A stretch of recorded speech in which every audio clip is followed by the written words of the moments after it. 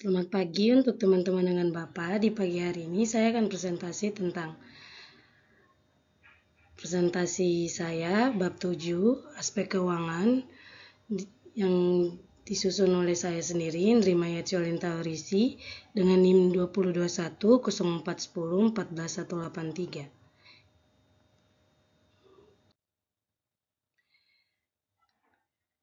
Yang pertama, pendahuluan. Aspek keuangan pada umumnya merupakan aspek yang paling aktif, disusun dalam sebuah penyusunan studi kelayakan bisnis. Banyak perusahaan yang menutup upaya karena salah dalam melakukan analisis keuangan. Kesalahan dalam analisis keuangan dapat disebabkan karena salah memproyeksi pendapat, biaya investasi, maupun kesalahan dengan memproyeksi biaya operasional. Yang kedua, tujuan aspek keuangan. Yang pertama, menganalisis sumber daya untuk menjalankan usaha, menganalisis besarnya kebutuhan biaya investasi yang diperlukan, menganalisis besarnya kebutuhan modal kerja, memproyeksi rugi laba usaha yang akan dijalankan dengan yang lain. Yang ketiga, jenis-jenis biaya usaha terbagi menjadi dua, yaitu biaya investasi, biaya operasional. Biaya investasi adalah penanaman modal untuk satu atau lebih aktiva yang dimiliki dan biasanya berjangka waktu lama dengan harapan mendapatkan keuntungan di masa-masa yang akan datang. Contohnya, biaya persiapan, penyusunan kelayakan bisnis, perizinan, persiapan dan perekrutmen karyawan. Yang kedua, biaya operasional adalah sebuah biaya yang harus dikeluarkan agar kegiatan bisnis dapat beroperasi atau berjalan secara normal. Contohnya, biaya bahan baku, biaya bahan bakar, biaya personal, seperti gaji, tunjangan, dan lain-lain.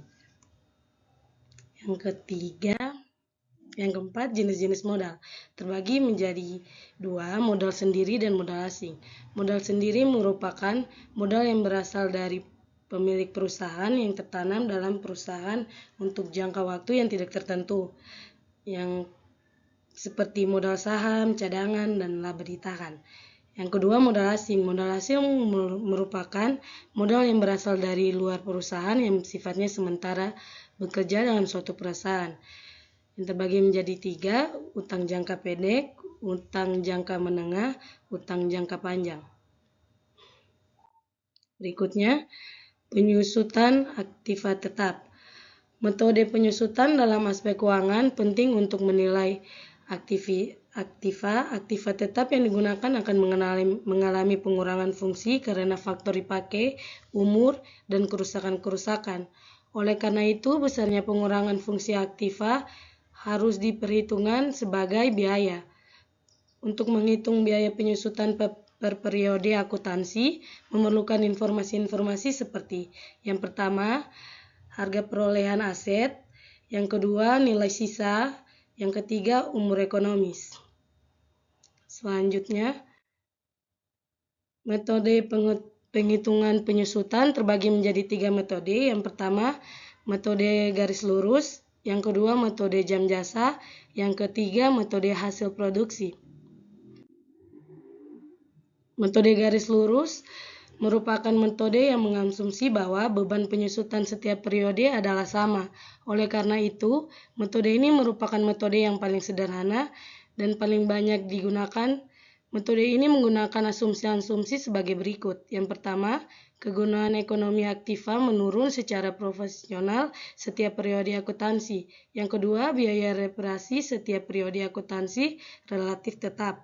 Yang ketiga, kegunaan ekonomi berkurang karena waktu. Yang keempat, penggunaan aktiva tiap periode akuntansi relatif sama. Ini berupa contohnya. Berikutnya, metode jam jasa. Metode ini mengasumsi bahwa suatu aktiva akan lebih cepat rusak jika digunakan sepenuhnya dibandingkan dengan penggunaan yang tidak sepenuhnya. Metode ini cocok untuk aktiva yang mudah sebagai akibat pemakaian seperti mesin kendaraan. Ini berupa contohnya perumusannya. Berikutnya, aliran kas bersih. Aliran kas adalah usulan pengeluaran modal capital expenditure yang terdiri dari dua macam aliran kas, yang itu aliran kas neto dan aliran kas masuk neto tahunan. Kalau aliran kas neto yaitu aliran kas yang diperlukan untuk investasi baru. Sedangkan aliran kas masuk neto tahunan yaitu aliran kas sebagai hasil dari investasi baru tersebut. Berikutnya, analisis kelayakan investasi. Beberapa metode yang digunakan untuk menilai kelayakan investasi terbagi menjadi 5. Yang pertama, payback rate, net present value, profitability index, internal rate of return, average rate of return. Yang singkatannya PBB, NPF, PI, IRR dengan ARR. Berikutnya, ini definisinya. Sumber data terbagi menjadi 2, data primer dan data sekunder. Di mana dia punya unsur itu, data primer terbagi menjadi 3, yaitu sumber data yang akan digunakan untuk menjalankan usaha, baik yang bersumber dari modal sendiri maupun yang bersumber dari utang. Berikutnya, umur ekonomi setiap item investasi, rincian biaya operasional, baik biaya operasional maupun non-operasional. Data sekunder, besarnya nilai inflasi sebagai dasar untuk memproyeksi kenaikan biaya operasional, tingkat bunga simpanan yang berlaku di bank umum, tingkat bunga kredit, literatur tentang keuangan, dan akuntansi. Selanjutnya,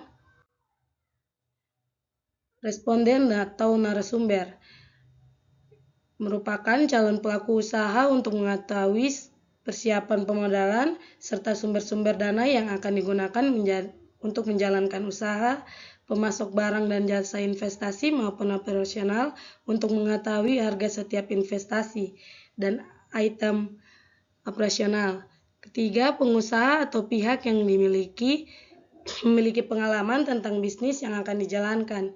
Berikutnya, kantor pelayanan perizinan dan investasi, kelurahan atau masyarakat, dan perbankan. Selanjutnya, metode pengumpulan data terbagi menjadi 3 metode. Yang pertama, studi dokumentasi, survei, studi observasi. Selanjutnya, instrumen pengumpulan data terbagi menjadi 2. Yang pertama, pedoman studi dokumentasi, pedoman wawancara. Pedoman studi dokumentasi dilakukan untuk mengumpulkan data sekunder yang berkaitan dengan keuangan yang digunakan sebagai acuan untuk menentukan dokumen-dokumen apa saja yang diperlukan sebagai dasar untuk melakukan inflasi keuangan. Yang kedua, pedoman wawancara itu selain menggunakan studi dokumentasi pengumpulan data pada aspek keuangan dengan cara wawancara atau dengan menggunakan konselor juga diperlukan.